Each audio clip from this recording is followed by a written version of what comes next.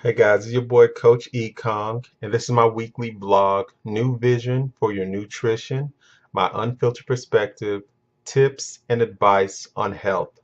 Today's topic is finding the perfect gym for you. Basically, we're going to look at ways, tips, and my own opinion on perfect ways to find gyms that are tailored to you and your style. So let's get into it. We're going to be kind of looking at an article at Bodybuildingcom, and they have the top 10 things to look for when choosing a gym. And I'm just going to go through the list briefly and again give you my unfiltered perspective on some of the information that they have shared for their top 10. So let's get into it. All right, so we have their number one is cost, which basically says an important factor. Many people out there cannot afford the high price memberships and personal training fees that some of the elite clubs offer. This does not mean you have to shy away altogether. However, if you're smart about it, often you can find ways to get lower costs. So for that, I think it pretty much explains that it is important to get all the details about the cost. Now, what most gyms won't tell you is there's a lot of fine print when it comes to cancellation. And I think most people know this, but a lot of people don't. Whenever you go into a contract, you always want to look at asking about cancellation. If you're going to ask for anything, ask about cancellation, because 9 times out of 10, a lot of gyms will have it to where they are making it very hard to get out of contracts, very hard to get out of memberships. And even if you're paying a low dollar amount, cancellation is probably going to be more important than what you're paying monthly.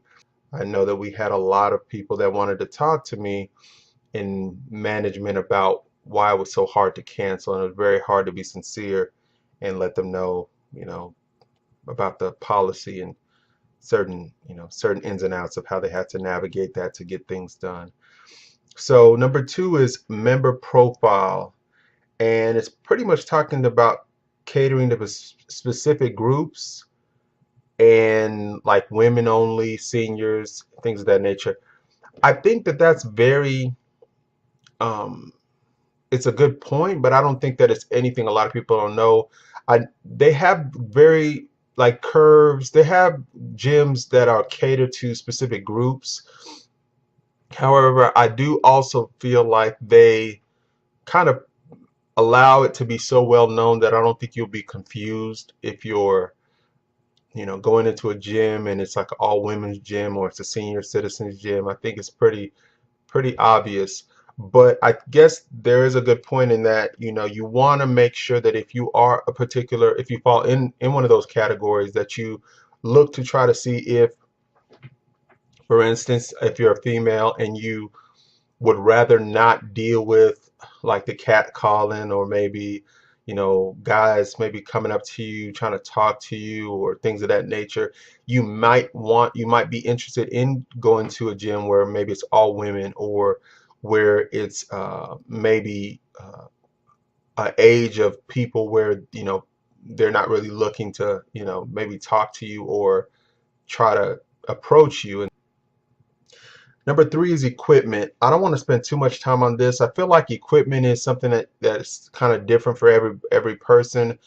I have the equipment in the gym that I know that are my go-to things, but equipment is getting so, I guess there's so many different equipment coming out nowadays. You can primarily get a good workout at most gyms with what they have. I will say this, you do want to see if it's a smaller gym, and depending on your goals, you definitely want to make sure that you see, I guess, if let's say you're bodybuilding or you're trying to get stronger, you want to make sure that they at least have a weight amount that's going to be challenging to you, and making sure you have a variety of upper and lower body workout machines. I think that's the most important thing, making sure that the weight consistency is to your liking, and then also making sure that you have enough dual upper and lower body exercises that are going to be valuable to you and what your goals are. So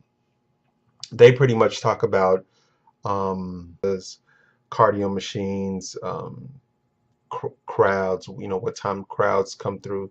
So I think that's good. Extra features. Now, when I was managing, extra features is one of the things that's on the list, number 4, extra features.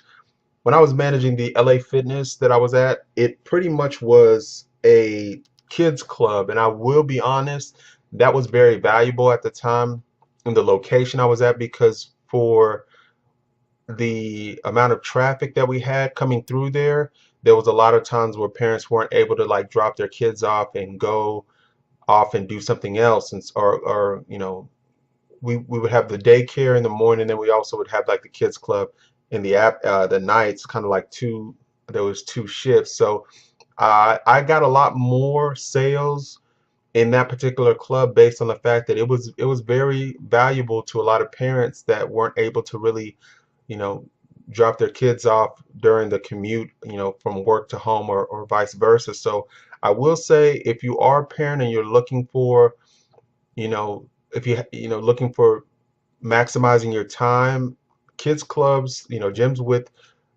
some kind of kid care, or youth activity area, I think that's very important to look at. So very valuable.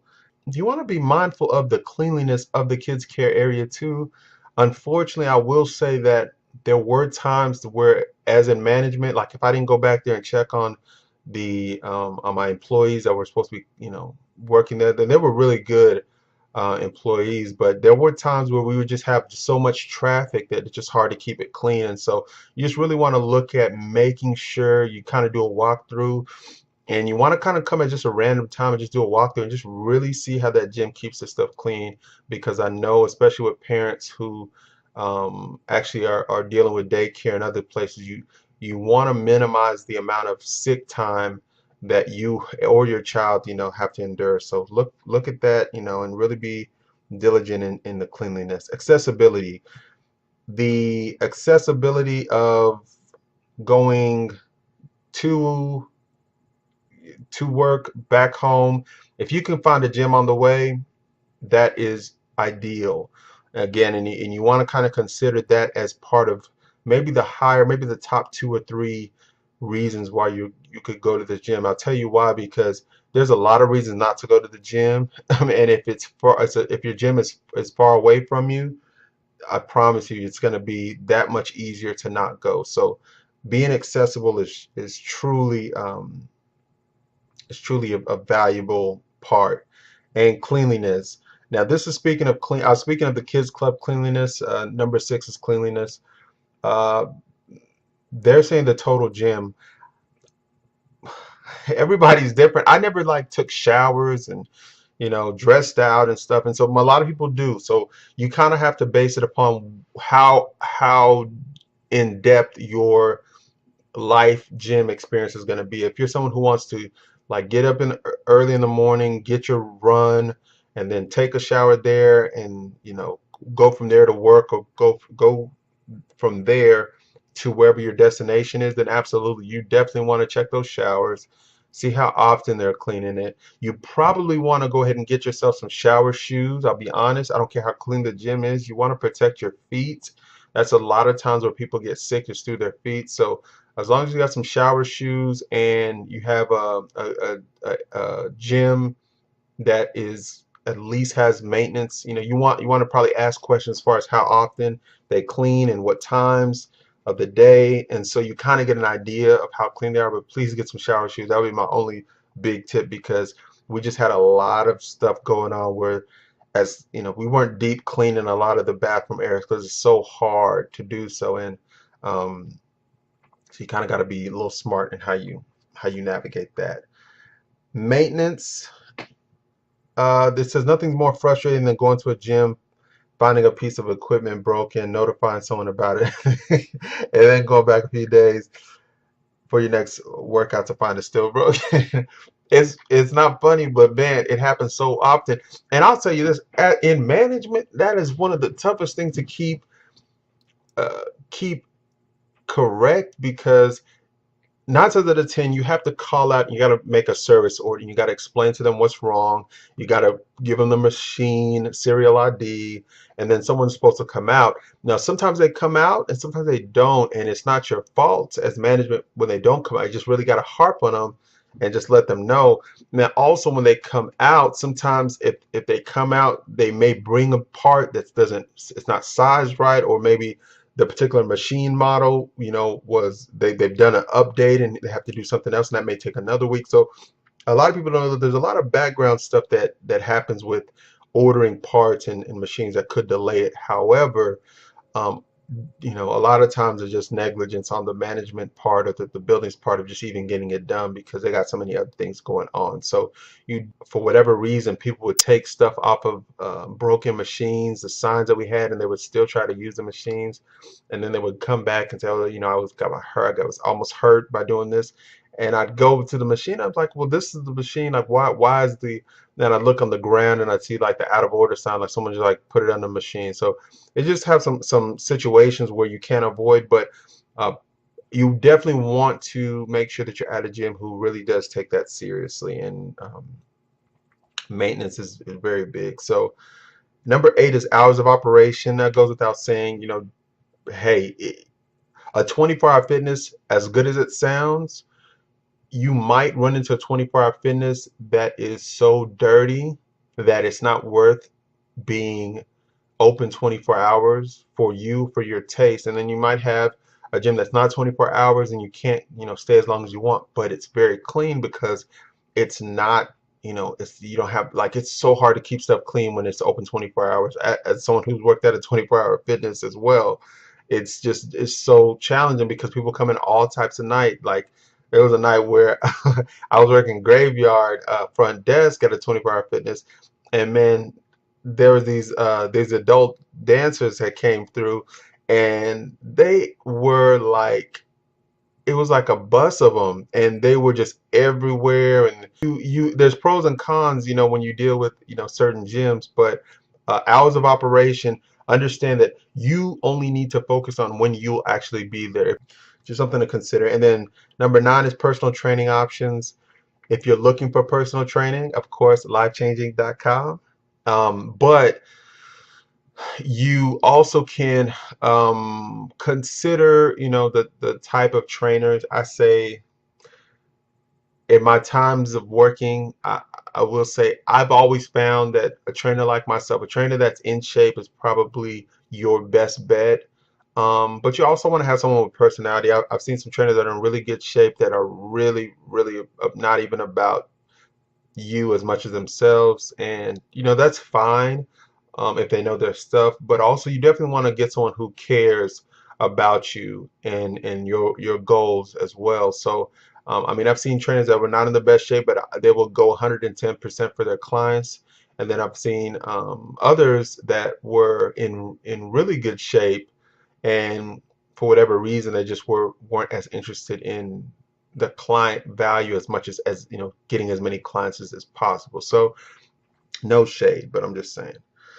All right, and then 10, membership privileges. I really don't know what they mean by that. The last thing you want to do is the last thing you will want to do is take into consideration privileges that come along with being a member. Some gyms offer discounts. Okay, a tanning, fitness club. All right, so yeah, if you're someone who is there for the merch, guess what? You probably want to figure that out first. Now, a lot of gyms will do like a free T-shirt and stuff just on the cusp of you joining, but you also want to see if there's any discounts that that particular gym has with other places. Like, I know like a lot of gyms, particular smoothie shops and other health-based companies work with them for discounts depending on if you have a particular card or a particular membership that they can scan, and you can get the discount off that. So yeah, absolutely. A membership privilege is something you can look at. I hope it wouldn't be a make or break thing. Maybe it's something like if everything's equal, that would be a great decider for you. But other than that, I mean, I don't see why you pay that much attention to it. But definitely a good if you already have a membership and you love the gym and it just happens to also have like privileges, that's like a bonus. So Absolutely look at that if you do have it. If not, I think it's still valuable if you have everything else. But that is it, the top 10 things as far as bodybuilder.com shows, and then just my opinions on it. And these tips are for anybody who is looking to join a new gym, or you're trying to get back in the swing of things and you're just looking for some things that you can do to kind of figure out what gym would cater to you and what you're looking for. Hopefully this is helpful. Again, as I always, want to thank you guys for tuning in. Again, this is Coach Econ, and as always, thank you. Signing out. Y'all be good. One.